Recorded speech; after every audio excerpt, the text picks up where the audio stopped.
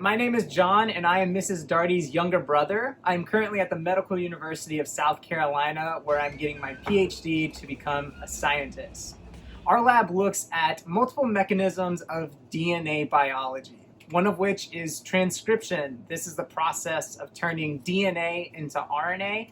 And we also look at DNA damage repair. So what happens when your DNA gets damaged, and how does a cell fix that damage? Those are the two major focuses of the lab. To study those things, we use Xenopus laevis egg extract. Xenopus laevis is the African clawed frog, and I'll show you those guys in a little bit.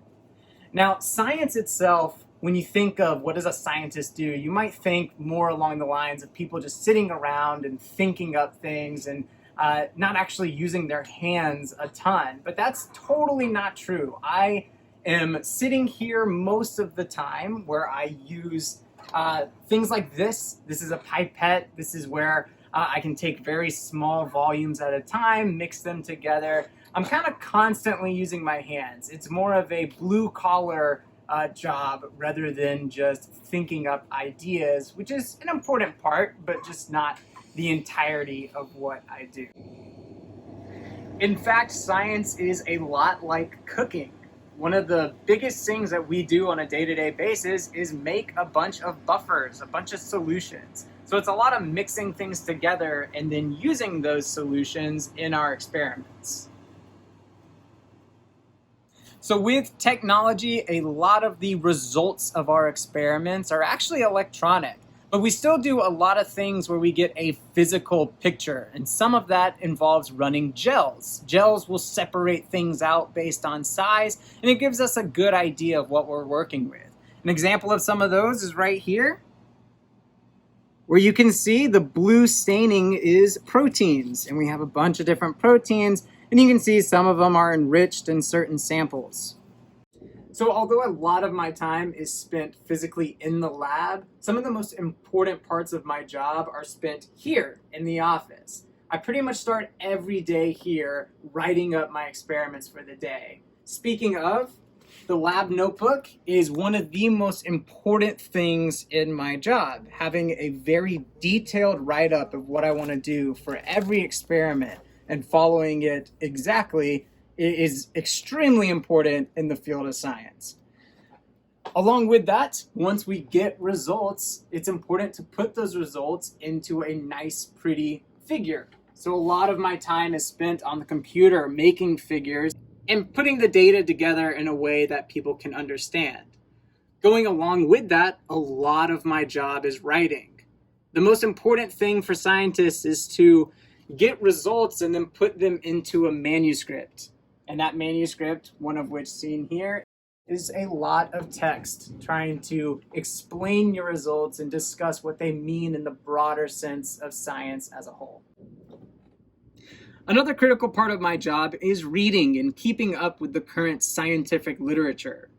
Not only does my lab publish their results, but every other lab in the world publishes their results. So it's very important for scientists to read these new scientific reports as soon as they come out, especially if they're making an impact in the field of science that you work in.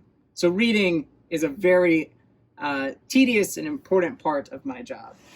All right, so as I mentioned before, our lab uses the eggs from Xenopus laevis frogs.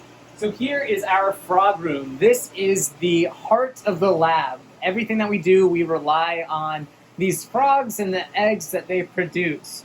We crush those eggs into protein extracts, and the proteins in the egg can support a wide variety of biological processes, and we use that to study, as I mentioned before, DNA damage and transcription. So I'm going to pull out a frog now and you can take a look at one. They're called African clawed frogs for a reason. Their hind legs, they have some pretty crazy claws on them, holding a ton of them.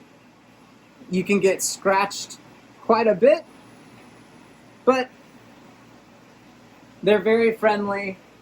They're fun to work with. They splash water everywhere. A lot of labs use cell lines, mice to study various things. We are a little unique because we use frogs. But frogs themselves are pretty common, using their eggs for studying biology. A lot of labs around the world use them, but they're pretty big. They're not like the toads that you see just running around outside. I mean, here's my hand. They're about the size of my hand. Some of them smaller, some of them even bigger. But we keep them here. These frogs, they live for quite a long time. I think they live for about 15 years. They're relatively easy to maintain. We don't kill the frogs. We only use them for their eggs. So they just live in their tanks, and we have about 10 to 20 per tank. And since we do use their eggs, these are all female frogs. So guys, that is kind of just a brief overview of what I do on the day-to-day. To be honest, getting into this job, I had no idea what to expect. I really didn't know what I wanted to do during and really towards the end of my days in college. But I have really enjoyed being in science. It is an exciting field where you can come in and you can plan an experiment that no one else has done in the world. And you can get the result and see what it is. It is a lot of trial and error. You're gonna fail, and failing is okay. Just because you fail does not mean that you're a failure. You gotta get back up and try again. We do make hypotheses all the time, and most of the time we are so wrong. But that's just part of the job, and you go until you find something interesting and you study it. And the ultimate goal is to shed some light on an important biological discovery that could potentially lead to a cure for a disease or a treatment for certain types of cancers or something along those lines. But it's been a lot of fun. I hope you guys enjoyed this video, and maybe one day you'll become a scientist yourself. So that is all my extracts.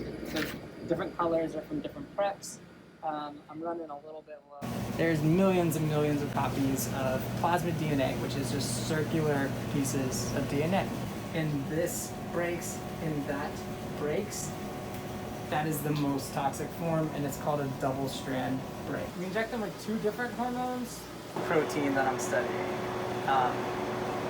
And it has roles in both transcription, which we like studying transcription, but I've found that there's a function for it in DNA repair.